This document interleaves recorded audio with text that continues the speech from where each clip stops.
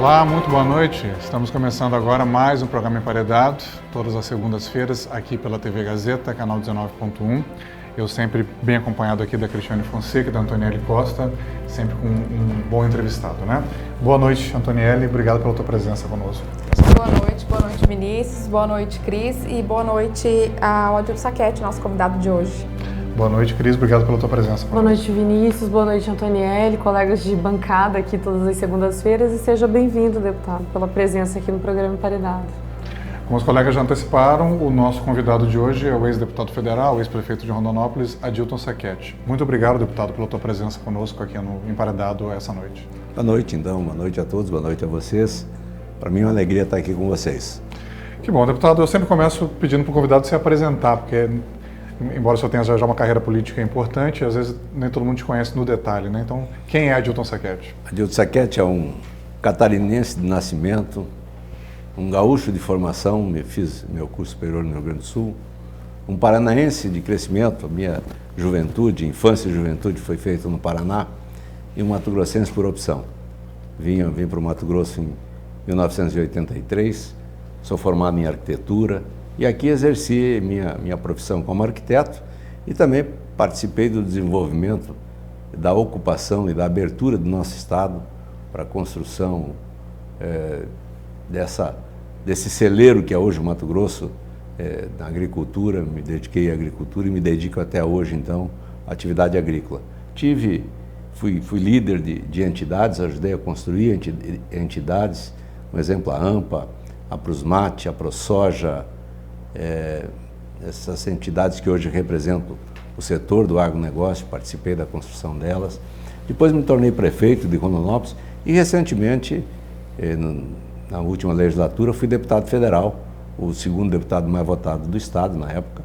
E hoje tenho minha vida particular, tocando meus negócios e levando uma vida como qualquer cidadão desse estado, trabalhando. E candidato a senador, né, na última eleição? Sim, em 2018, claro, né? Candidato a Senado em 2018, não tive sucesso e é assim a política. A gente vai, alguns são vitoriosos e outros ficam pelo caminho. Essa vez eu não fui vitorioso, fiquei. Ficou em quarto lugar, né? Fiquei em quarto lugar, exatamente. Ótimo. Antoniele, por favor.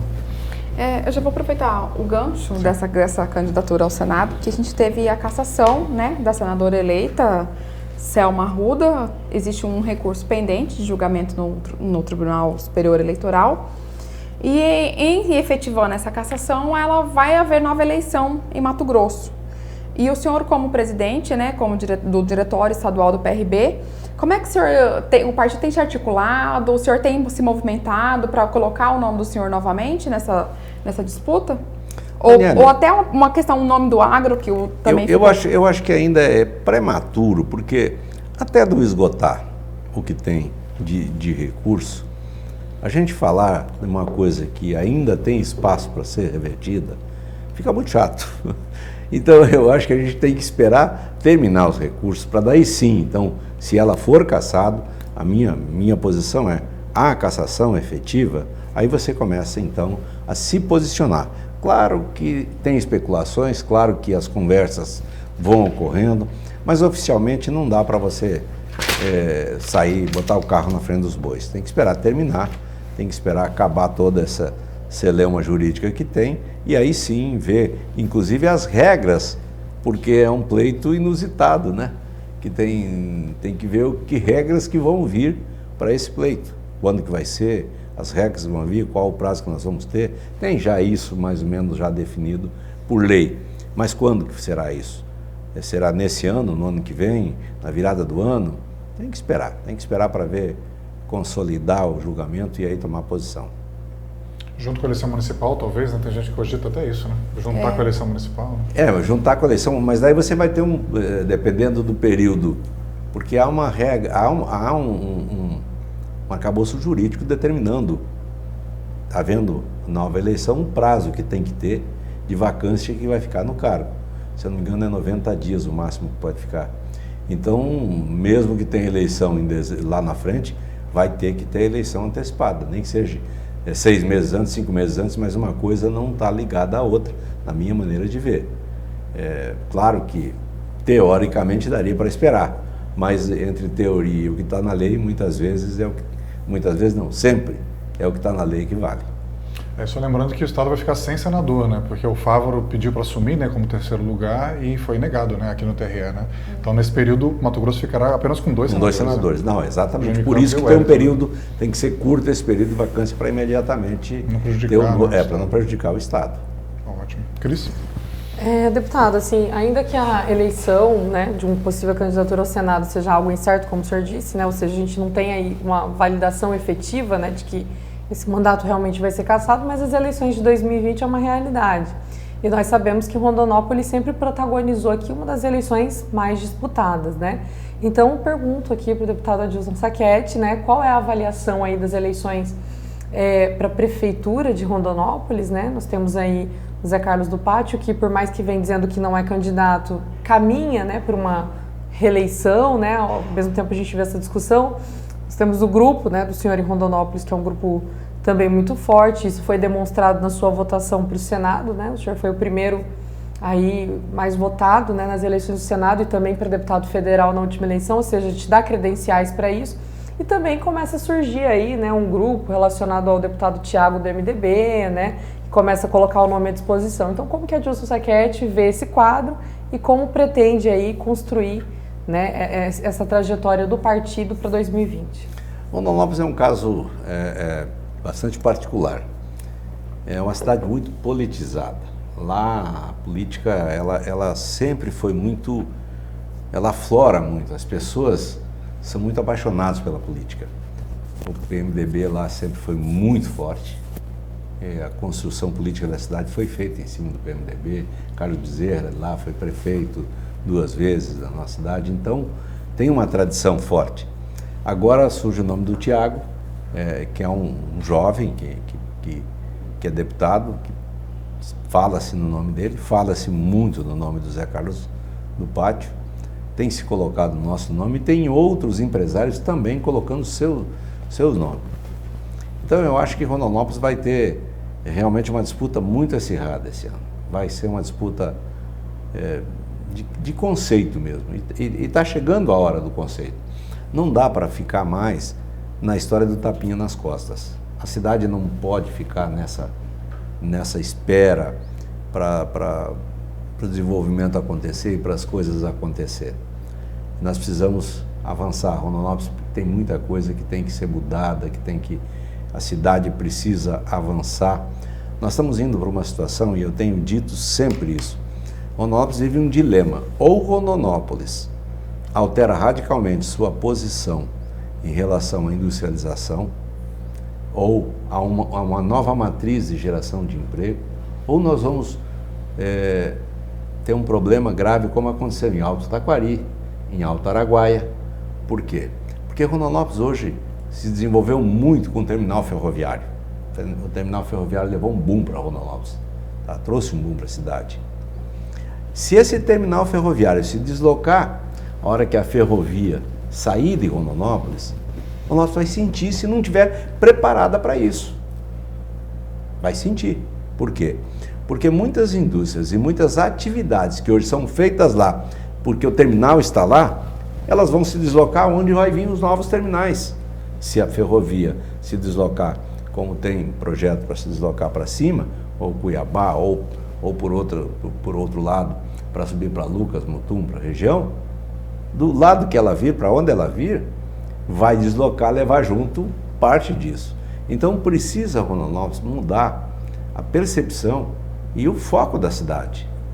Ou a gente leva para Rondonópolis conceitos de desenvolvimento, ou desenvolvimento através da educação, e se cria um polo educacional, ou um polo de saúde.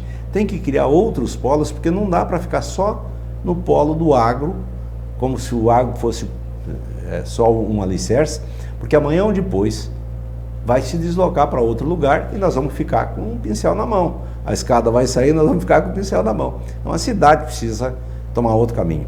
E para isso, tem que rediscutir politicamente. Quem assume a prefeitura tem que ter essa visão, tem que fazer esse dever de casa, de buscar indústrias, de buscar outras formas de geração de emprego, de estimular e motivar essas atividades para que tenha lá em Rondonópolis uma solidez de emprego, porque Rondonópolis, se você observar, Rondonópolis é uma cidade pujante, é a segunda economia do estado, mas é uma cidade que o nível de emprego é baixo, não tem um nível de emprego alto. Se eu olhar Cuiabá, tem um nível de emprego muito mais alto, porque o funcionalismo público estadual e federal está aqui, e esses têm um nível salarial bem mais alto do que a média dos trabalhadores aqui do nosso estado. Então, nós lá temos uma dificuldade nesse sentido. Nós temos muita mão de obra, mas de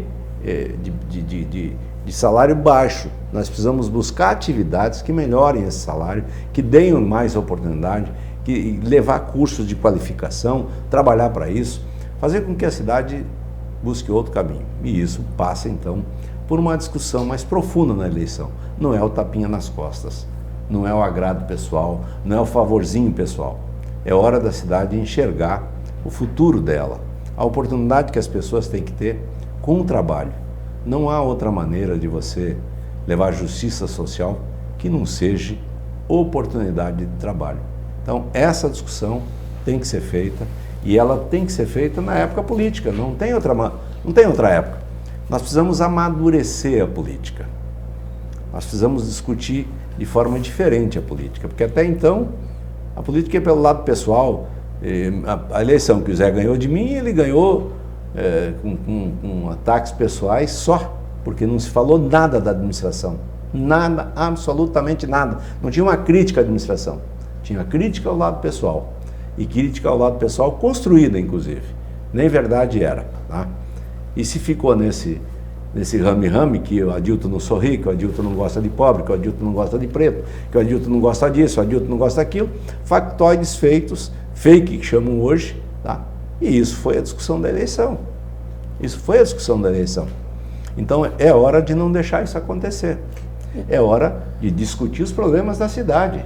E o senhor coloca o nome à disposição para ser candidato nesse pleito de 2020? Nós estamos fazendo uma avaliação. Nós temos um grupo que já começou a conversar, já tem reuniões. Eu não pude participar, por questões pessoais, não pude estar junto nas reuniões que teve. Mas já se discute nomes para isso. Se não for eu, vai ter alguém do nosso grupo que pensa que nem a gente, que vai estar lá. Nós precisamos disso. A cidade precisa disso. Precisa discutir isso mais. Claro que o PRB tem todo o interesse de ter um candidato nosso. Talvez seja eu o candidato. Meu nome está à disposição, mas não quero chegar lá e dizer eu sou o candidato, você é o candidato. Sim. Não. Tem que passar todo um processo, tem que ter outros apoios, não pode ser o PRB sozinho a gente não vai a lugar nenhum. Tem que ter uma composição. Para prefeito ainda pode ter coligação, né? Não pode. Só nas proporcionais. Né? Proporcionais. Mas para prefeito pode a coligação, então tem que ver como vai ser feita essa coligação, quem estará junto, qual o tamanho dessa coligação, qual que é as necessidades para fazer a coligação, tudo isso tem que ser discutido. Não abro mão de fazer uma coligação de forma muito transparente e com um projeto republicano. Se tiver que ficar amarrando cargo, espaço ou coisa assim, aí não tem acordo, não faria nesse sentido. Se tiver que assumir compromissos com a cidade, aí sim. Aí se compõe com um partido que pensa na cidade, que pensa no desenvolvimento, que pensa em dar oportunidade para as pessoas, né? É dessa forma que eu vejo a política. Ok. E como que o senhor está vendo a gestão atual do prefeito Zé Carlos? Porque vocês disputaram duas eleições, né? Uma o senhor ganhou em 2004, outra ele ganhou em 2008. Né? Exatamente. Como é que o senhor está vendo essa gestão atual dele? O Zé, ele trabalha muito. Só que o Zé peca quando ele foca só uma parte das pessoas do município. Ele foca só nas pessoas mais humildes e esquece que o município é de todos. Esquece que a gente tem que fazer para essas pessoas, dar a eles a oportunidade e não dar a eles o amparo só público sem dar a porta de saída. Tem a porta de entrada do apoio público, mas não tem a porta de saída. E isso não sustenta, em lugar nenhum do mundo sustentou, não tem como sustentar. Então tem que encontrar, eu acho que o Zé precisa buscar um outro caminho para ele dar oportunidade a essas pessoas não ficar na dependência do poder público. Está se comprando mais uma área lá em Rondonópolis, para fazer mais assentamentos. Quer dizer, se Rondonópolis leva para as pessoas a oportunidade de ter sua casa, ter o seu terreno que o município dá, claro que quem não tem nos outros lugares vai migrar para Rondonópolis porque vai ter. Então é uma forma que não é a forma correta de ficar dando, porque quando é dado, o que é dado, nesse caso, não tem o valor daquilo que é conquistado, com trabalho, com dedicação. O poder público deu.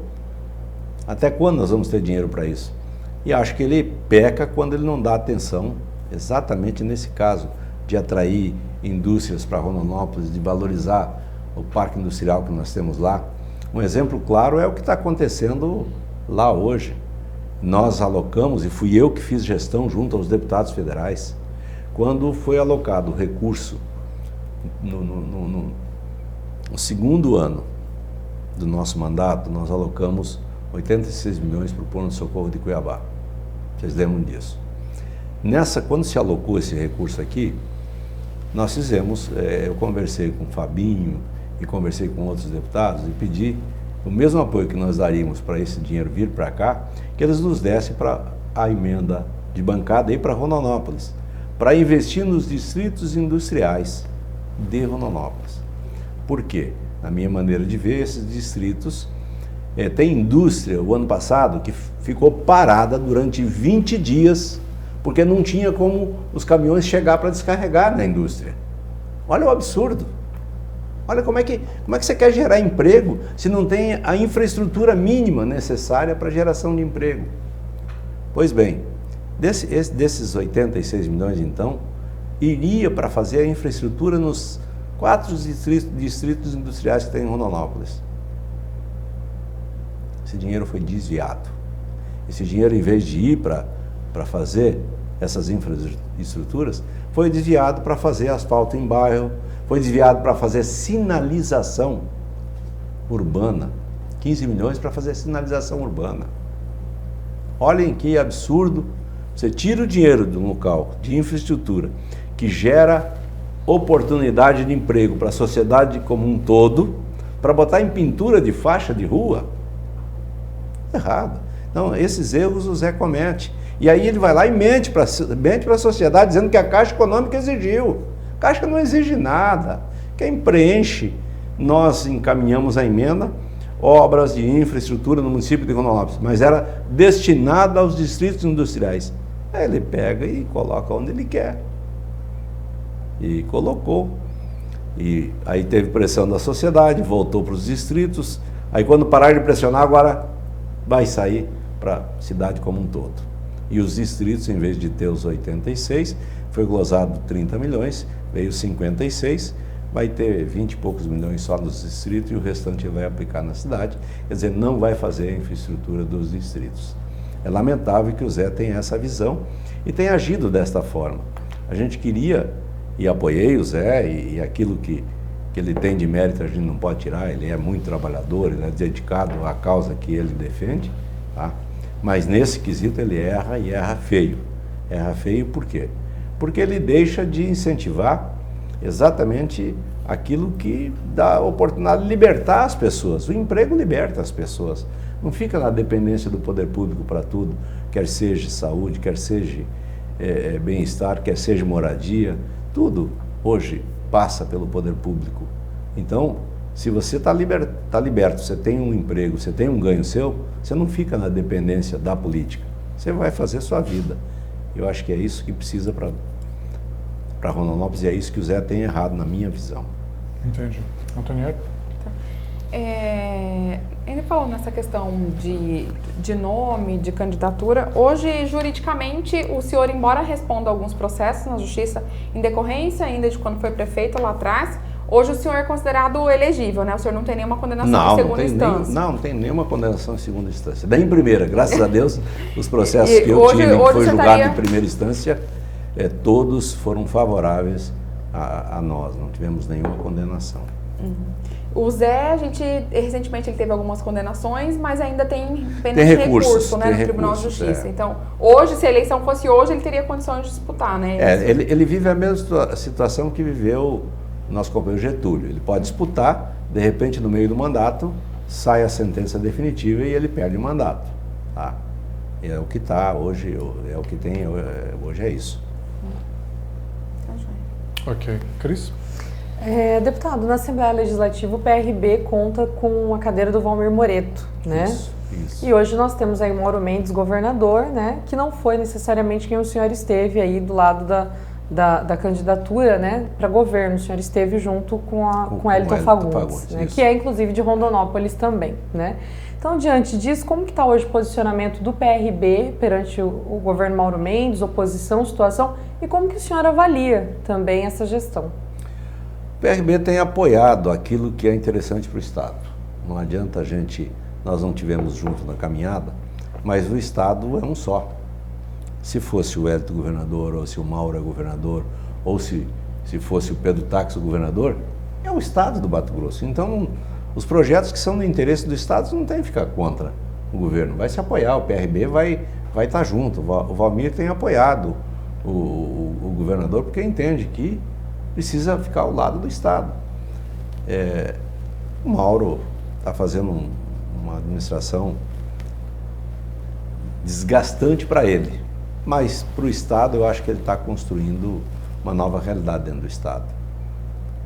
Não é fácil fazer os enfrentamentos que ele teve que fazer, tanto com classe produtora. Eu mesmo fui um crítico da forma que ele agiu. Por quê?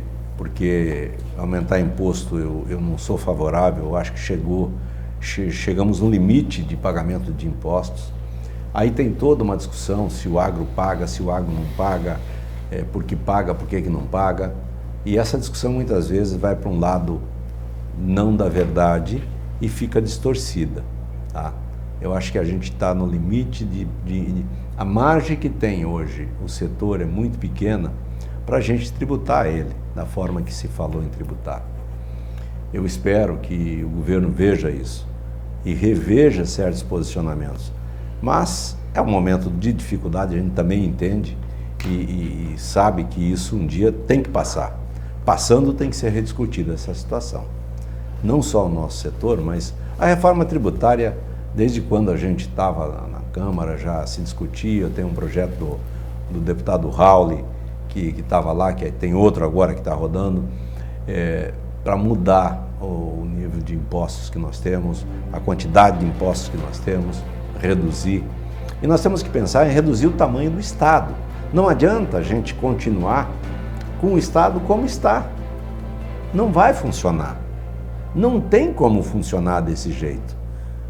Do jeito que está, cada vez mais vai ter que aumentar a arrecadação para manter o Estado. Eu nunca, quando falo em Estado, eu não quero pessoalizar ninguém, porque tenho amigos que trabalham no Estado. Mas o sistema que precisa ser mexido. Sim. Tá? Não se sustenta mais esse sistema. Nós conversávamos há pouco aqui que daqui a pouco eu crio a norma, tá? Eu fiscalizo e eu depois vou julgar se tem uma autuação. O Estado está assim, isso não pode continuar. Isso não pode, a burocracia não pode continuar como está. Nós temos que aliviar a burocracia, nós temos que retirar uma série de exigências que não tem sentido a não ser manter um funcionário ali, dar um carimbo, ou dar uma licença, ou até receber um protocolo, que muitas vezes não vai a lugar nenhum.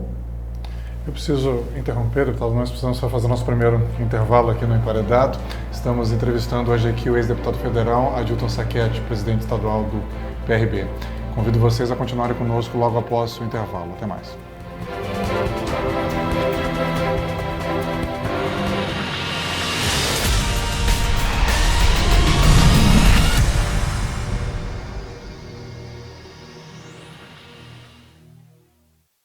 A sua saúde agradece quando você se preocupa com ela. E cuidar da hipertensão é uma forma de manter seu coração tranquilo. Afinal, 1 em cada 4 pessoas sofrem com ela. E para te ajudar, a Unimed Cuiabá oferece o programa Sob Controle. E ainda está com ótimas ofertas em todas as farmácias Unimed. Ômega 3, R$ 34,90. Medidor de pressão digital, R$ 89,90. Balança digital, R$ 62,90. Viva bem e conte com o nosso apoio. Farmácia Unimed Cuiabá, 3648-8888. Ligou, pediu, chegou.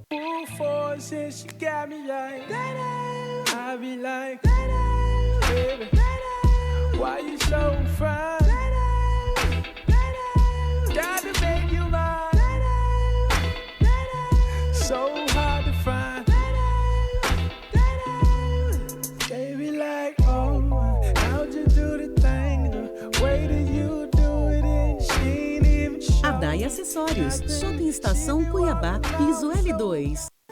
Olá pessoal, final de semana chegando e tá chegando mais um dia de Aquapark. Você tem que vir passar o final de semana com a gente, sábado e domingo das 9 horas da manhã às 17 horas. Nós esperamos por vocês. Aqui não precisa fazer reserva, você pode vir a qualquer momento adquirir e validar o seu ingresso na portaria. Lembrando que o Aquapark está a apenas 20 quilômetros de Cuiabá, depois da rotatória do Trevo do Manso. 5 km, você vai ver uma enorme placa. Seja bem-vindo ao Aquapark. Nós temos aqui várias atrações para você curtir durante esse dia. Dentre elas, a tirolesa, tem também ainda as piscinas no Complexo de Águas do Aquapark. Nós temos diversas oportunidades de piscina, desde as mais rasinhas para você curtir com a família toda, como também a piscina mais exclusiva para os casais que querem um lugar mais reservado. Uma grande sensação do Aquapark, com certeza, é o nosso bar molhado.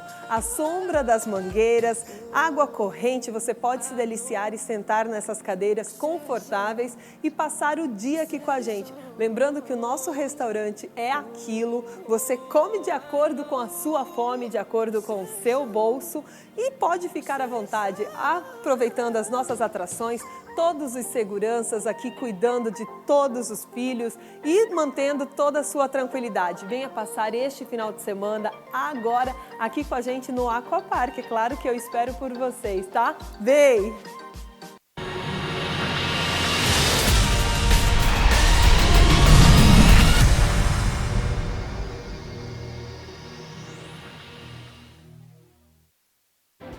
Volta para mim, então.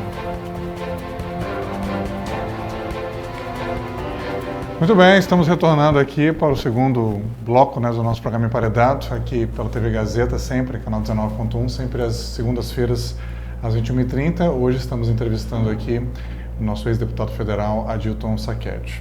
Bom, deputado, ficou para mim perguntar, o senhor foi deputado federal, como eu já falei, qual que foi a sua avaliação, né, do seu mandato como parlamentar federal na última legislatura? Um pouco frustrante. Não foi o que eu imaginava. Eu tive um problema pessoal grave. Foram 2 anos e pouco de acompanhamento da minha esposa, que tinha leucemia. Então isso me tirou bastante do mandato. Me deixou eu sem muita vibração com o que fazia. Por quê? Porque o foco naquele momento era a vida dela, que a gente fez o que pôde e não teve, chegou a hora dela e ela se foi. Então o último ano do meu mandato foi o ano que eu me senti melhor como deputado, que eu pude então produzir, que eu pude partilhar mais as coisas, que eu pude me posicionar mais, porque tinha espaço para tal. Tinha espaço para tal e aí... ser deputado também tem muito a ver com relação. Você se relacionar com as pessoas, conversar, fazer política. E como eu estava, fiz muito pouco política, porque não tinha tempo para tal. O meu foco, eu nunca faltava às sessões, eu participava das discussões lá dentro, mas não fazia política fora. Isso na foi base, não só na base, como também fora. Fora. Você está lá em Brasília, você está à noite, você sai para conversar com as pessoas, vai jantar, se reúne, troca ideia, tem algum projeto para discutir, aprofunda essa discussão. No período que eu estava, então, com problema, eu poucas vezes fiz isso. Não deixava nunca de participar. Você vê o meu nível de falta é muito... quase não faltei, tá? Quase não faltei às sessões. A votações importantes nunca faltei nenhuma, participei de todas, mesmo tendo desgaste em algumas pela posição tomada, mas não deixei de participar. Então me frustrou um pouco isso. Gostaria de ter sido diferente, mas aprendi muita coisa, vi que o sistema, a política ela é muito plural, realmente o Brasil é um país muito plural. Você está num estado que nem o nosso, você tem uma visão global do estado, das pessoas que vivem nesse estado, das suas demandas. Aí você pega outro estado que não tem a mesma característica que o nosso, as demandas são diferentes, o pensamento já é diferente, há um pensamento mais totalmente que não bate com o que a gente vive aqui no Mato Grosso, tá? Então isso foi uma experiência única, conhecer esse pessoal. Fiz grandes amizades nesse período que eu estava como deputado, tenho hoje orgulho de dizer, fiz deputados amigos, porque a política em si, ela é muito atacada, foi muito atacada e ela está para baixo hoje. E não é uma realidade que a gente vive lá. Tem muita gente séria na política, mas parece que quem trabalha sério, por mais esforço que faz, ganha um rodapé de página quando ganha. Quem faz malandragem ganha a página inteira. Então, de repente, tem 10 pessoas bem intencionadas, está lá no rodapé. Aí tem um malandro no meio, aquele malandro que vai destacar. Então, parece que a política está tudo errado, que tudo é uma coisa mal feita, que é um bando de pilantra que está lá, e não é verdade. Tem muita gente séria ali. Tem muita gente bem intencionada, que quer o bem do Brasil, que foi para lá com propósitos, com ideais, tanto de direita quanto de esquerda. Tá? Tem gente de esquerda que você tem prazer em conversar com ele, porque você vê que a pessoa tem um pensamento de esquerda. Ele não é xiita, ele não é radical, ele não te agride e ele te respeita. Ele tenta te convencer com argumentos. E assim como da direita para a esquerda, a mesma coisa. Tá? E eu acho que isso, todo esse contexto de final de um ciclo de esquerda que a gente fechou com a eleição do novo presidente, eu vivi esse final. Então, teve a substituição de presidente, teve todo um arranjo que aí teve. Não estou aqui defendendo o presidente Michel Temer, mas aí a gente começa a ficar em dúvida até as acusações de um lado e de outro, depois do que a gente viu essa semana que Janot queria matar o ministro. Olha que nível que a gente está com as pessoas mais importantes desse país. Tá? Então, uma situação meio inusitada. Mas, resumindo, meu mandato, aprendi muito e não foi aquilo que eu imaginava que poderia ser, em função de um problema pessoal que tive, que me deixou um pouco sem as forças para fazer o que precisava fazer. E qual a experiência foi melhor, executivo ou legislativo, deputado? O executivo é mais vibrante, o executivo você se joga de cabeça, e o executivo você consegue ver o resultado imediato. O legislativo é muito mais discussão e o andar do legislativo é muito lento. Primeiro, para rodar um projeto. Eu entrei com uns projetos de EVTAs, Estudo de Viabilidade Técnica, Econômica e Ambiental, logo no início do mandato. Fiquei 4 anos lá, não consegui fazer andar. Tá? Chegou para votar, não conseguimos botar para votar. Não conseguimos botar para votar. É frustrante isso. No executivo, você consegue. Você imagina, ou dentro do teu planejamento, que você vai fazer uma determinada obra. Você vai atrás do recurso, viabiliza o recurso, faz a obra e vê o resultado chegando para a sociedade daquela obra. Tá? Ou quer seja uma escola, um posto de saúde, uma melhoria, um asfalto, uma coisa nesse sentido. Você consegue ver. No legislativo é muito lento, é demorado e muitas vezes você não vê. Você aprova as leis e você não vê o resultado prático delas no curto prazo. Não quer dizer que não vai ocorrer, não. Ocorre sim depois o resultado dessas leis que são aprovadas. Mas o executivo é muito mais vibrante. Entendi. Antonielli? Recentemente teve uma fase da Operação Lava Jato, onde foi desencadeada para investigar a questão de doações de campanha, uma possível lavagem de dinheiro travestida de doação, e esse envolve o Grupo Petrópolis, né? E nessa lista de doações, o nome do senhor apareceu na eleição de 2014, o senhor teria recebido R$100 mil de doação do Grupo Petrópolis. Eu queria saber o que de fato tem de verdade nisso, o senhor sabia, tinha alguma informação? São duas coisas que tem que deixar claro aqui. Não é só 100 mil, não. Porque são 600 mil. 100 mil reais. Eu sou candidato, estou candidato, pego o telefone e liguei para o seu Walter Farias, dono da Cristal, dono da cervejaria Petrópolis. Seu Walter, eu estou candidato, o senhor pode me ajudar com alguma coisa na minha campanha? Eu posso. Tá? Vou depositar na sua conta de campanha. Tá bom, oficial. Aí eu digo, a pessoa vai ligar para o senhor, vai passar os dados, tudo dentro da lei, conforme a lei preconiza. 100 mil reais vou lhe doar. Muito obrigado. 100 mil reais. Assim fez. Não tem nada de lavar dinheiro. Se ele teve problema ou se teve com o Odebrecht, comigo não teve nada a ver. Nada. 500 mil reais que já atribuíram a mim também, foi um recurso que foi repassado à majoritária, ao governador, e o governador repassou esse recurso para a minha campanha. Tá? É que o Pedro recebeu acho que 3 milhões. Não sei quanto ele recebeu certo, mas eu sei que 500 mil da majoritária veio para mim. Veio encaminhado para a candidatura minha a deputado federal. E esses 500 mil pegaram do dinheiro que veio da Cristal e me repassaram, mas não tem nada a ver, absolutamente. Estou à disposição de quem quiser conferir, entrar, ver, fazer o que tem que fazer. O senhor não teve nenhuma investigação nesse sentido? Não, nunca tive, nunca fui chamado para nada, porque não há nada. Eu liguei do meu celular, se quiserem pegar meu sigilo telefônico, está à disposição para comprovar a ligação do seu Walter, o dia que pediu dinheiro para ele, tá? E já era no meio da campanha, do meio para o fim, tá?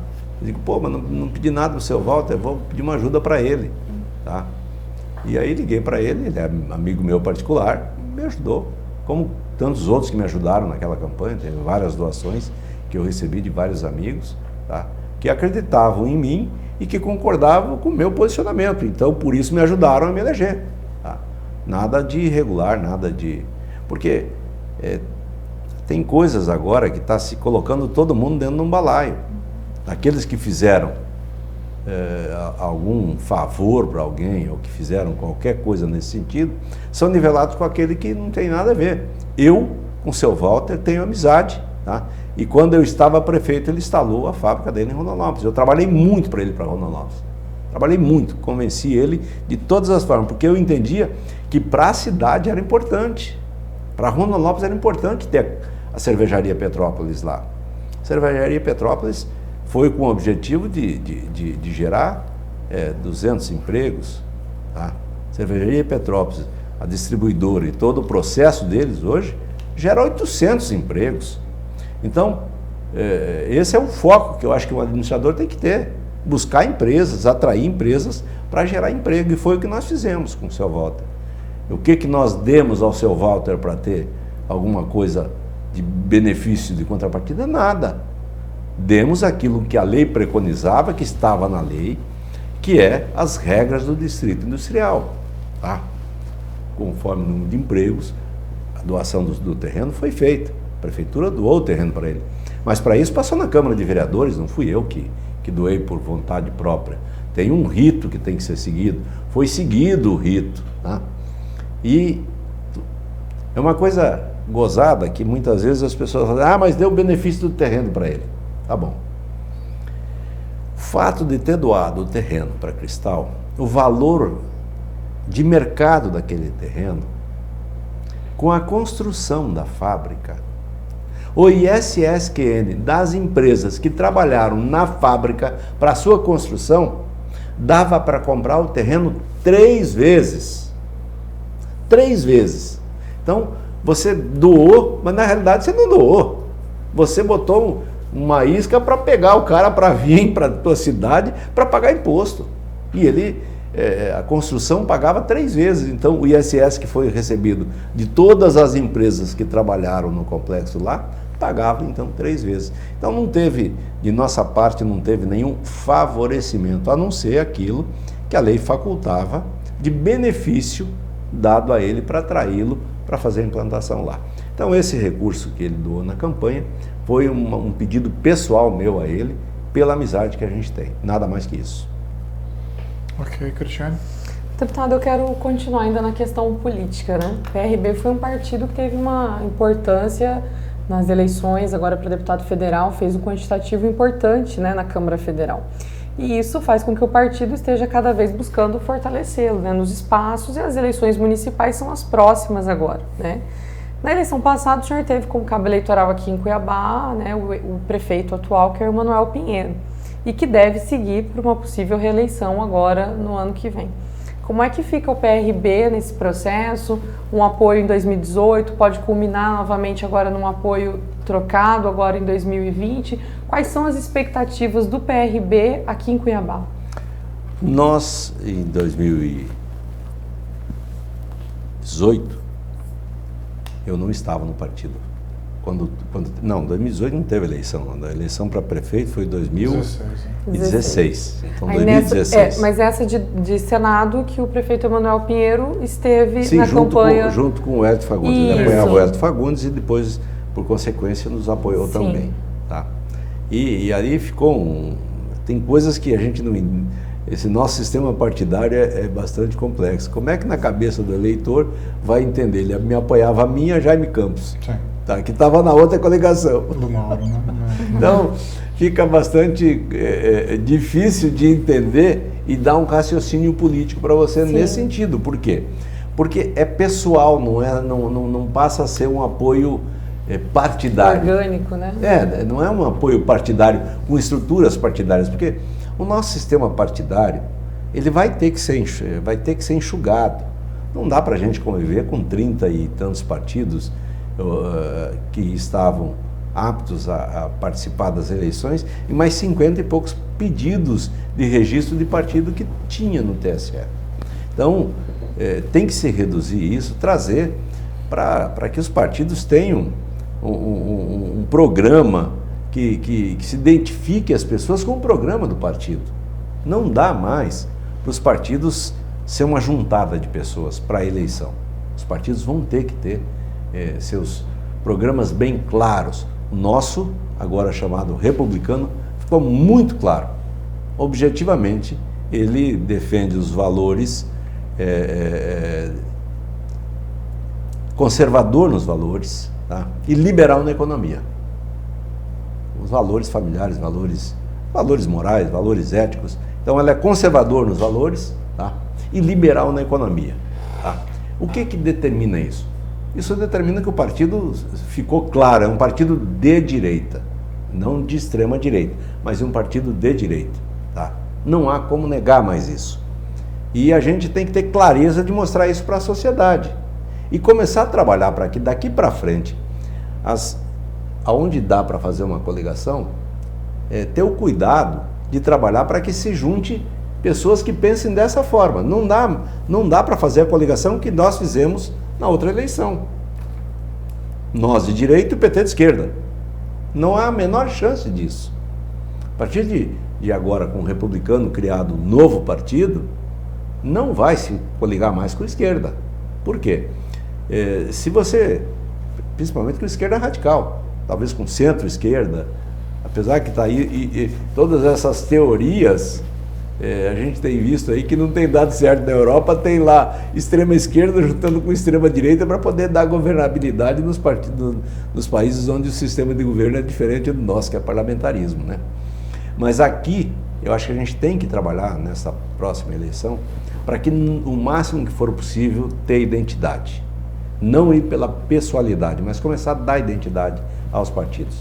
E eu acho que com a eleição distrital e com as cláusulas de barreiras que vão vir nas próximas eleições, vai se reduzir o número de partidos, e isso, talvez 2 ou 3 eleições mais aí, já se vá nesse raciocínio mais lógico.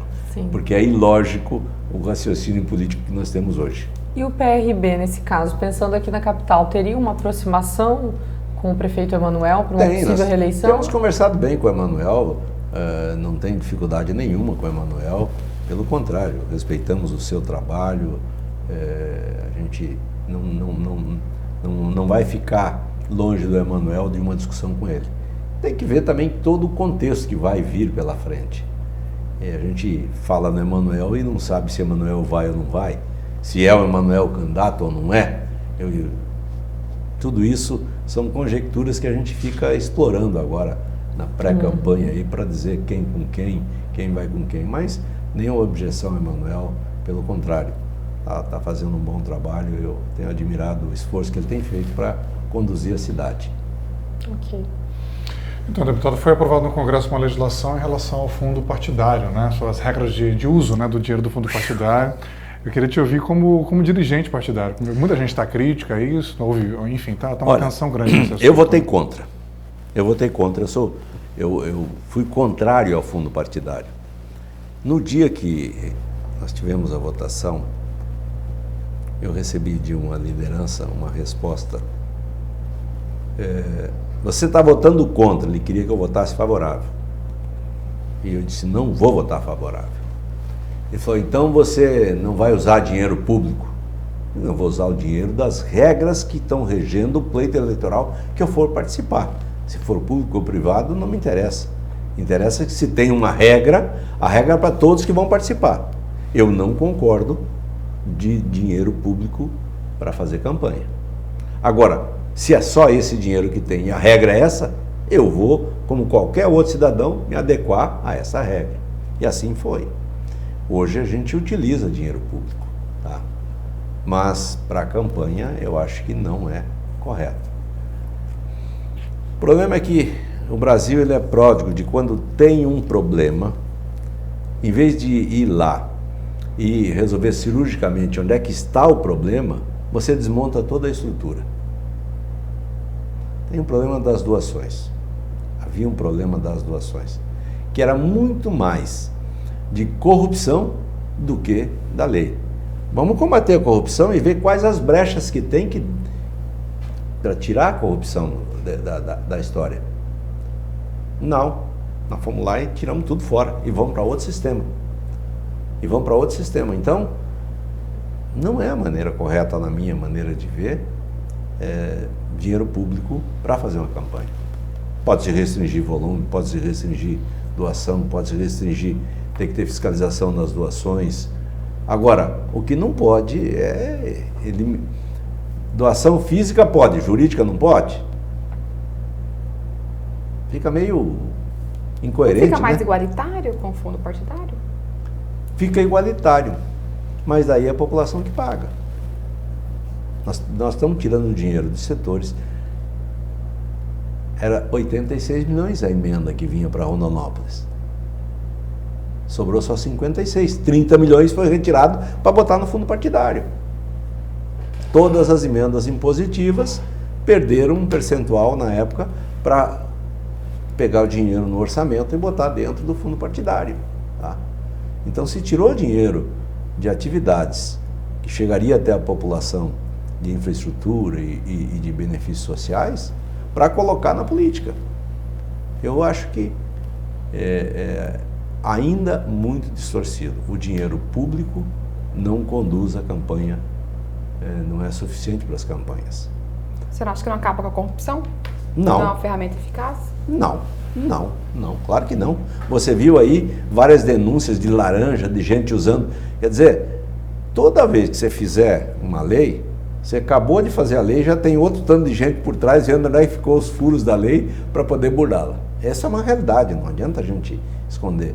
Nesse caso aí você viu várias denúncias de laranjas que foram colocados nas campanhas, criaram-se laranjas para pegar dinheiro. Então, de um lado ou de outro. Quer dizer, agora então vamos acabar com o público porque teve laranja. Também não é por aí, né? Eu acho que tem que encontrar um equilíbrio das coisas. Bom senso nessa hora e uma discussão mais profunda. O problema é que muitas vezes quem faz a discussão são os próprios interessados. Como nós falamos antes, aquele que legisla, aquele que fiscaliza e aquele que autua e depois vai julgar é o mesmo. E quem faz as leis e quem utiliza as leis da eleição são os mesmos. Então, tem algumas dificuldades aqui que deveria ser de outra forma. Tá? E aí, há pouco, a gente colocava as exigências que tem o ano que vem para os partidos, que não estava na lei, sim, a portaria, vai ser impossível cumprir. Vai ser impossível cumprir. E a questão da corrupção na eleição, ela tem que se reduzir. Não dá para o que era, ficava desproporcional. Tem casos aí que a gente sabia uma distorção total. Não era, na minha visão, não era de eliminar o sistema de financiamento que tinha, mas aprimorá-lo. E a gente eliminou. Não, eu acho que não foi um bom acerto. Não foi uma boa decisão, aliás. Não se acertou como se imaginava. Porque as campanhas continuam sendo caras. Você recebe um dinheiro aqui para fazer uma campanha. Vou tomar como exemplo, no meu caso, de senador. Eu recebi 2 milhões do partido para o Senado. Você tem quantos candidatos a deputados estaduais? Não vou nem falar do meu custo direto, eu vou falar daqueles que eu estou coligado. E para esses veio migalhas. Você tem que ajudá-los. É santinho, porque é ele que leva o teu santinho lá na ponta. É ele que vai pedir o voto para você. Há todo um sistema de amarração aqui. Você pega com 2 milhões, você não consegue atingir o estado inteiro. Os deslocamentos do estado para levar material. Só para levar material, quantas caminhonetes tem que ter disponível, locadas para levar essa distribuição de material para cima e para baixo?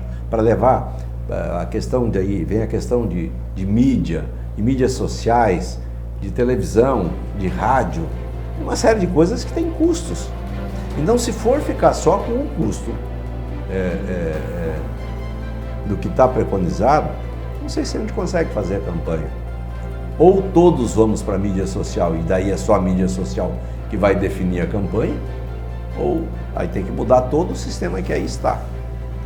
Vou precisar interromper mais uma vez, deputado. Vamos para o nosso segundo intervalo. Nós estamos entrevistando aqui o ex-deputado federal Adilton Sacchetti, presidente estadual do PRB. Convido vocês a continuarem conosco após o intervalo comercial. Até mais.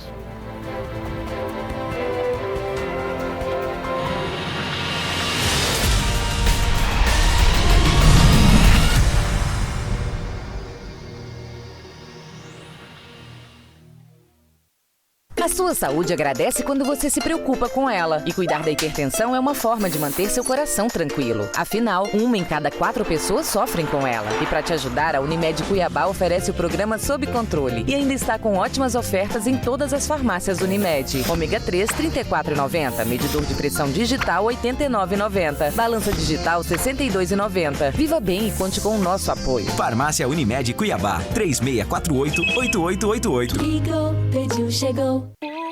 Since you got me like I be like, baby, why you so fine? Gotta make you mine. So hard to find.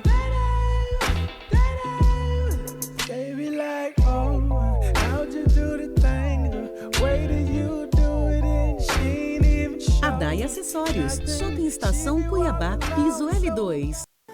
Olá pessoal, final de semana chegando e tá chegando mais um dia de Aquapark. Você tem que vir passar o final de semana com a gente, sábado e domingo das 9 horas da manhã às 17 horas. Nós esperamos por vocês.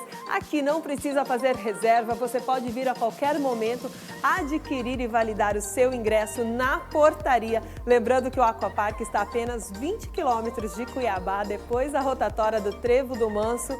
5 km, você vai ver uma enorme placa. Seja bem-vindo ao Aquapark. Nós temos aqui várias atrações para você curtir durante esse dia. Dentre elas, a tirolesa, tem também ainda as piscinas. No complexo de águas do Aquapark, nós temos diversas oportunidades de piscina, desde as mais rasinhas para você curtir com a família toda, como também a piscina mais exclusiva para os casais que querem um lugar mais reservado.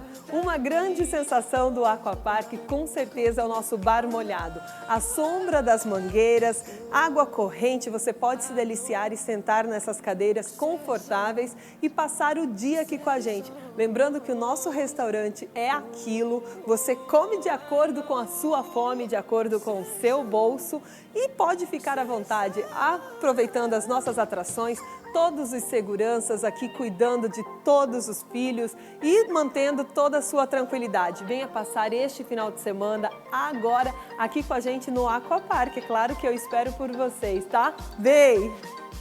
Chegou o Mutirão Fiscal. Você negocia, Várzea Grande avança. Entre os dias 16 de setembro e 18 de outubro, você terá a oportunidade de quitar suas dívidas de ISSQN, Alvará, IPTU e outras taxas, com até 95% de desconto nos juros e multas ou em 36 vezes. O Mutirão acontece na sede da Prefeitura e na Subprefeitura do Cristo Rei. Contribua para uma cidade ainda melhor. Prefeitura de Várzea Grande. Amar, cuidar, acreditar.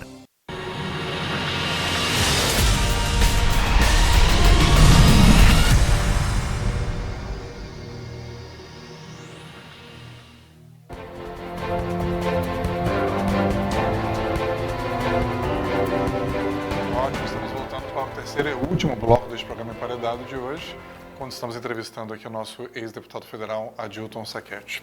Terminei com a Antonielli e volto para a Cris, por favor. Entrando numa questão agora sobre a Lei Candir, né? O atual ministro Paulo Guedes vem dizendo reiteradamente que o caminho hoje é acabar com a Lei Candir. E essa PEC que foi assinada teve o apoio de Jaime de Selma, né? Direcionando aí para a questão da Lei Candir. Qual que é o posicionamento do senhor em relação a essa lei e como o Estado deve conduzi-lo daqui para frente? Eu sou um defensor da Lei Candir. A retirada da Lei Candir para o nosso Estado não vai ajudar o Estado. Não vai ajudar o Estado. No primeiro momento, o Estado vai arrecadar. E vai arrecadar uma vez só, ou duas talvez. E depois quebra o produtor.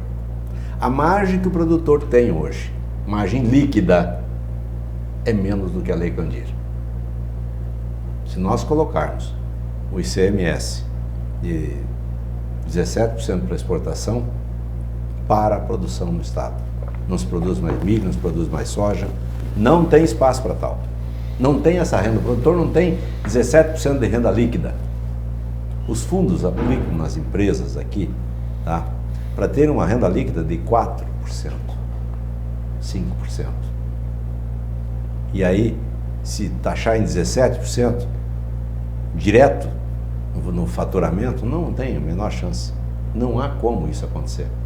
Não tem espaço para tal. Mesmo que tenha créditos na origem, que vai fazer a compensação, não tem espaço para isso. Então, eu no início falei, eu acho que a gente tem que trabalhar para reduzir o tamanho do Estado e não aumentar a carga tributária. Se o produtor tem esses benefícios hoje da Lei Candir, não é um benefício, é que se na época, vocês talvez não viveram isso, eu vivi isso. O Estado ficou aqui vários anos crescia na faixa de 2% a 3%. Por quê? Não tinha viabilidade. O cara ia abrir uma fazenda em Mutum, em Lucas, no Sapezal, ou na região mais ao norte, ele quebrava. Por quê? Não fechava a conta. O que ele faturava não pagava o que ele gastava. E olha que na época as commodities tinham um valor muito mais elevado que hoje e os custos eram menos que hoje. Tá? Então, o que foi a Lei Candir? A Lei Candir foi uma maneira de você desonerar e com isso injetar dinheiro direto na produção.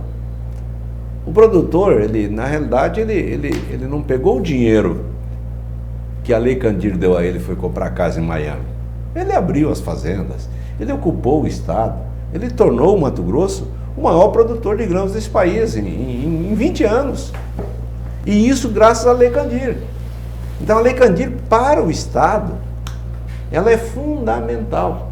E eu vejo hoje pessoas que dependem do salário do Estado defender para acabar a Lei Candir.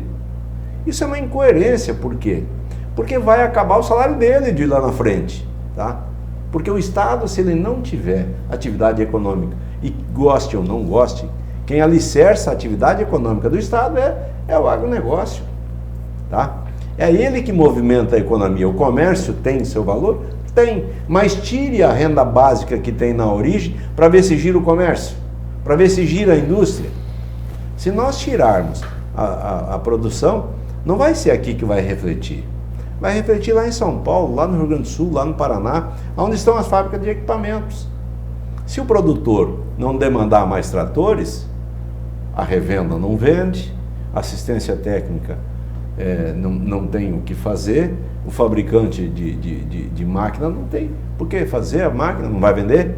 Então eu vejo isso um pouco de cuidado. Se for retirar a Lei Candir, tem que tomar cuidado e olhar os impactos reais que ela vai ter na produção e encontrar mecanismos de sustentação. Não fazendo isso, quebra o setor, é um desastre para o setor. Tá? Pode ter certeza disso.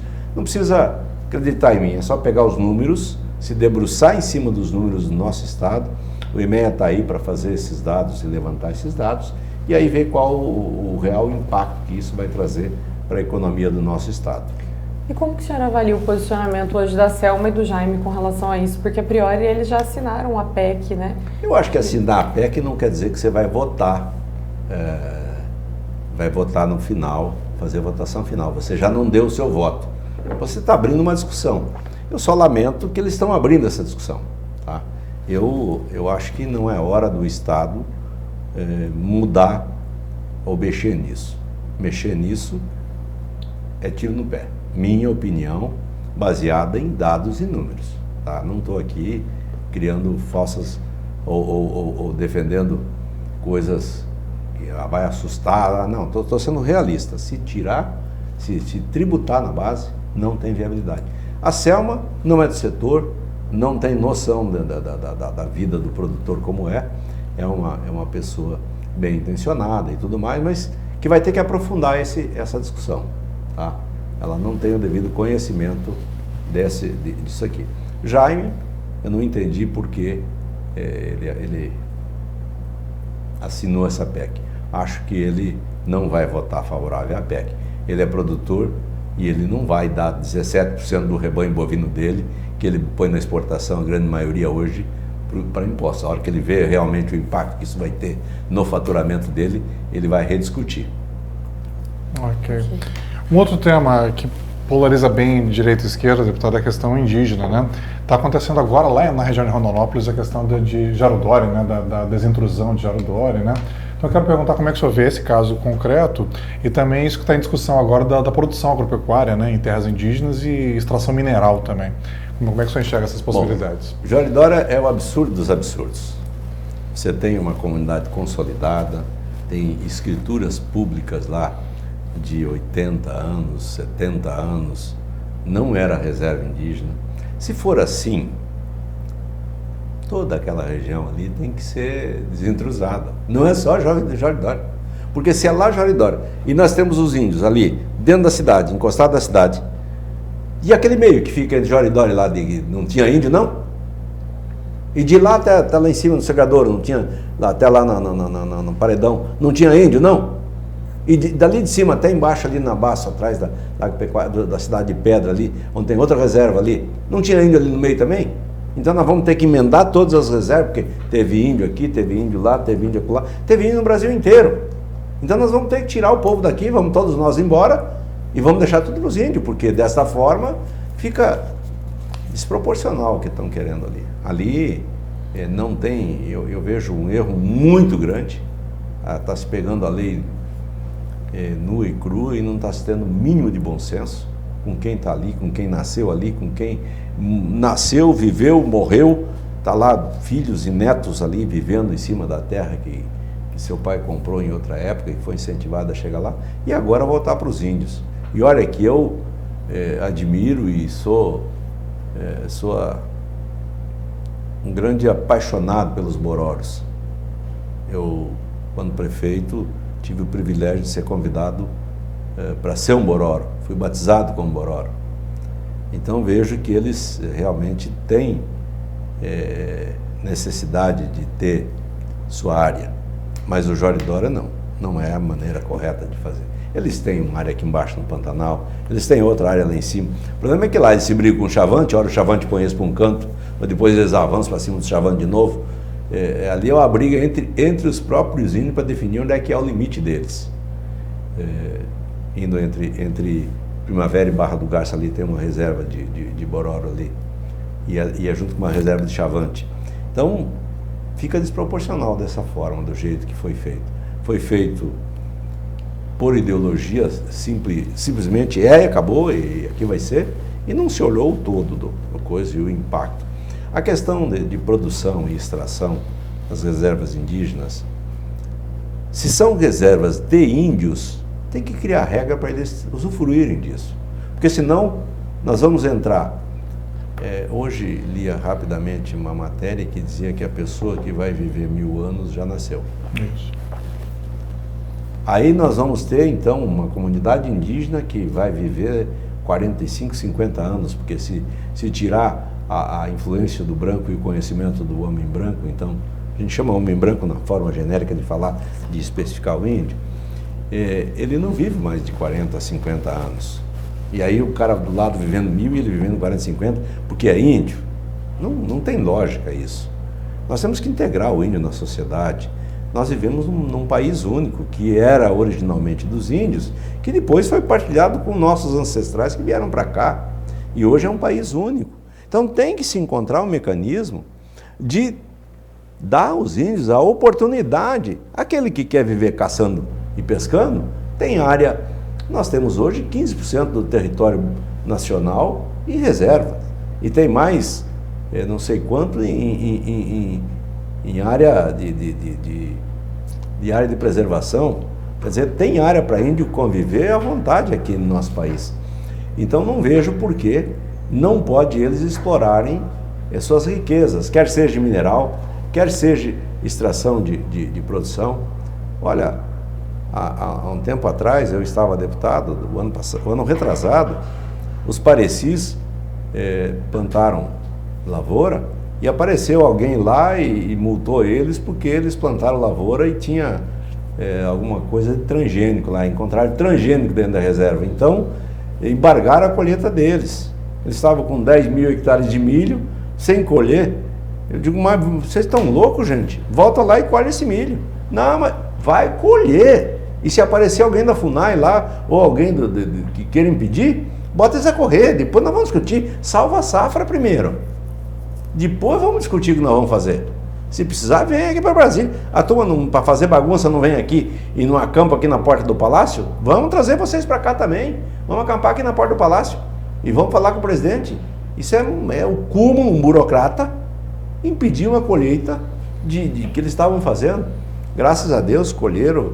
Depois foi rediscutido isso e está em discussão até hoje. Nós tivemos no IBAMA, eu estive lá, marquei com o Sarney, que era o diretor do IBAMA na época, a Sueli, era a diretora do IBAMA, Sarney era o ministro do meio ambiente, isso. Que nós íamos fazer um seminário para discutir isso. Só que como era ideologizado o IBAMA, o seminário nunca teve. Nunca quiseram discutir essa autonomia que era dada, que deveria ser dada aos índios. Então eu sou favorável. Cria-se regras, cria-se limites e deixa o índio se desenvolver. Se você olhar os parecis, é um exemplo claro de como eles estão se desenvolvendo e a vida deles tem mudado. Eu conheço os parecis, são vizinhos nossos de fazenda. Nós temos uma propriedade no Sapezal, que de um lado é nossa propriedade, do outro lado é os parecis. Tá? Nós estamos lá há 30 anos, nós nunca tivemos uma vírgula de problema com eles, nem eles conosco, nem nós com eles. Pelo contrário, sempre que a gente pode se ajuda um ou outro. Por quê? Vivemos no mesmo local. Não tem essa história de estar contra, produtor contra índio. Produtor tem que ajudar índio ajuda produtor, sempre ajudou. Então nós precisamos deixar isso claro. Qual que é o limite que ele vai fazer? Ele vai ocupar 100% da reserva, 50%, 30%, 20%, caso específico, reserva por reserva, se discute. E se dê uma oportunidade àqueles que querem trabalhar, àqueles que querem melhorar de vida. Não dá para... Se você vai nos Estados Unidos, você vê os índios lá explorando, tendo atividade comercial. Se você for em Miami, você vai lá no Hard Rock Café, que é uma reserva indígena, um cassino dentro da reserva indígena ali, na frente de todo mundo. É índio que explora, tá? É índio que explora. Você vai em outros lugares lá, os cassinos, a maioria, são dentro de reservas indígenas e é explorado por índio, tá? Lá pode, aqui não. Qual que é o problema? Na ideologia, no interesse. Se há um mineral dentro da reserva deles, o que não pode é o que aconteceu lá em cima, na Roraima, pegar 70% do território e passar para uma reserva indígena, no qual a gente sabe o porquê daquilo lá. O interesse lá não é brasileiro e aquilo lá não vai ser brasileiro mais. Aquilo lá mais hoje ou mais amanhã, as forças internacionais vão chegar lá e vão dominar aquilo lá. Então o que não pode é isso. Dentro do nosso território, daqui a pouco vem alguém e diz, não, vamos dar autonomia, porque é um povo independente, é uma cultura independente, vamos dar a eles a independência. E aí vem o cara lá de fora, financia tudo aqui e leva toda a riqueza embora. Isso não pode, nós temos que respeitar o índio, nós temos que valorizar o índio, mas nós temos que dar a ele a oportunidade de se desenvolver e de usufruir das coisas boas que a gente tem no mundo de hoje. Eu vejo assim, acho que eles têm todo o direito, se quiserem, isso não é impositivo, eu não posso chegar lá e dizer, não, o índio tem que se desenvolver. Aquele que quer, aquela etnia, aquela tribo que quer, tem que ter esse direito. Só tem para isso criar regras bem claras. Ok. Antonielli? Eu queria voltar um pouquinho numa fala que o senhor colocou com relação ao governador Mauro Mendes. O senhor falou que ele tem tomado algumas posições desgastantes para ele. O senhor vê no ponto de vista de candidato mesmo, assim, de próximas... Não, de política.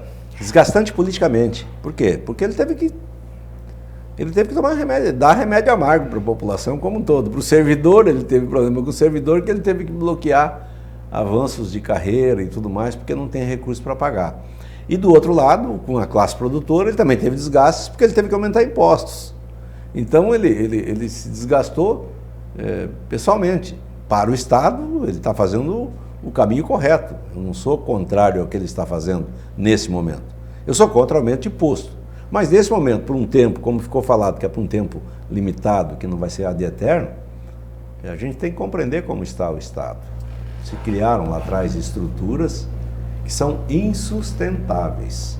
Insustentáveis. E a gente tem que buscar mecanismos para reduzir o tamanho do Estado. O Estado tem que ser menos Estado e mais sociedade.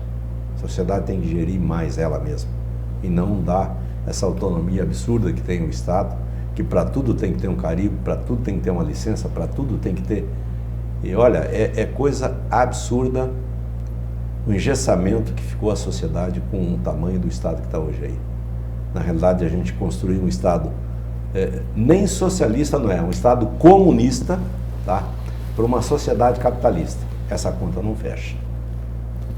Precisa se redimensionar isso, tá? Nós temos departamentos demais, nós temos excesso de burocracia, muitas vezes é conflitante, os órgãos de Estado, um pede uma coisa, outro pede outra. É incrível. Nós temos que, vocês não me fizeram a pergunta, mas dentro disso, nós temos que ter limite ao servidor público. Nós temos que mudar as regras de serviço público. Tá? Eu fui prefeito, teve um caso de uma pessoa que foi, na época, inquisitada com um processo interno, e 3 colegas julgaram ela.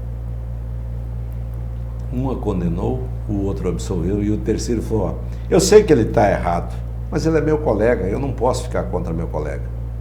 Foi esse o voto dele. Então, ele não olhou se o cara tinha feito errado ou não tinha feito errado, se merecia ou não merecia a punição. Ele olhou que era colega dele. O corporativismo, isso tem que acabar. Tem que encontrar uma maneira de acabar, porque isso pesa o Estado, e isso traz a discussão, que nem nós estamos falando do Mauro, a baila agora. Ele, com certeza, teve desgastes. Para ele sair desse desgaste, ele tem que devolver para a sociedade um serviço, o ano que vem, no outro ano, melhor que ele pegou. Senão, ele vai levar um cacete muito grande. Tá? Eu espero que ele traga, assim, essa mudança que a gente sonha que o Estado tem que ter, e tem demonstrado nesse sentido, de uma austeridade, o Estado tem demonstrado isso, que quer acertar. E, por enquanto, ele tem meu crédito, ele tem meu apoio para tentar buscar caminhos para resolver essa situação econômica que o Estado vive. Ok, Cristiane.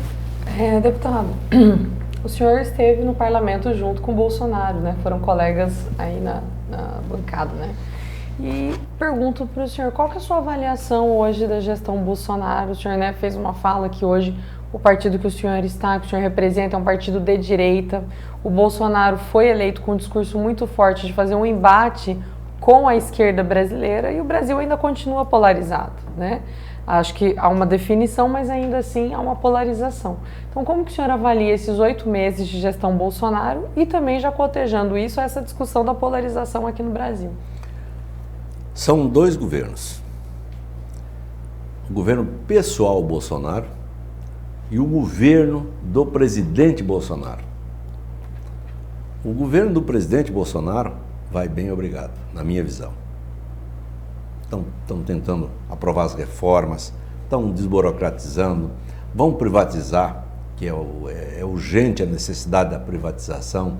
Eles estão no caminho que eu vejo que é o caminho correto para a economia e a gestão do nosso país.